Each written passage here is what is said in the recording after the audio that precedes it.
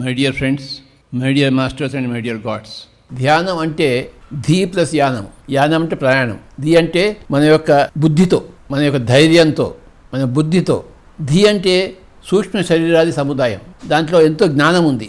ఆత్మ పదార్థంలో ఉన్న జ్ఞానాన్ని ధీ అంటారు. ఆ ఆత్మ పదార్థంలో ఉన్న ధీతో, ఆ జ్ఞానంతో యానం చేయడమే ధ్యానం. సరైన మార్గంలో ఉండాలి నువ్వు. ఆ ప్రయాణము ధ్యానం. ఏ పని చేసినా ధ్యానంతోనే చేయాలి, పరధ్యానంతో చేయకూడదు.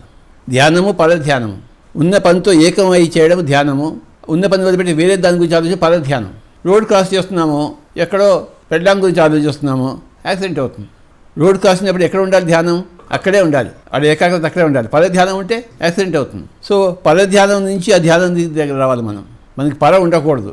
ఎక్కడ ఏ పని చేస్తున్నామో ఆ పనిలోనే ఉండాలి. ఏకాగ్రత, నిమగ్నత ఉండాలి. ఇప్పుడు నేను మాట్లాడుతున్నాను, దీని మీదే నాకు నిమగ్నత ఉండాలి.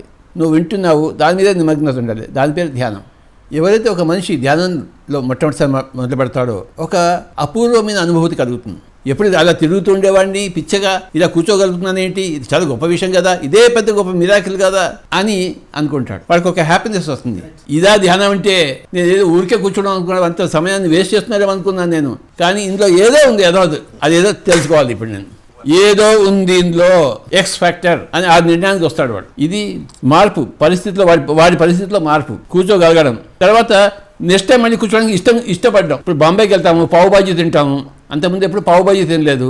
బాగుంది పావు బాజీ, ఏదో కొత్తగా ఉంది ఐటమ్, మన ఆంధ్రాలో దొరకదు కదా పావు బాజీ. బాంబేకి వెళ్తే పావు బాజీ, కనుక ఆ పావు బాజీ బాగుంది అని ఒక ఇష్టం దొరుకుతుంది. మళ్ళీ ఇంకోసారి పావు బాజీ తింటాం అనిపిస్తుంది. అలాగా ఫస్ట్ టైం ధ్యానం చేసిన తర్వాత వాడిలో ఒక చేంజ్ వస్తుంది. ఏం చేంజ్ వస్తుంది? వాడు ఇంకోసారి చేయడానికి రెడీ అవుతాడు. నేను కూడా కూర్చోగలను ఏంటి అనే ఒక కొత్త రుచి తెలుస్తుంది వాడికి. ఆ పావు బాజీ రుచి తెలుస్తుంది వాడికి. మళ్ళీ దానికోసం రెడీగా ఉంటాడు. ఇదా ధ్యానం అంటే వాడికి కొంచెం అర్థమవుతుంది వాడికి.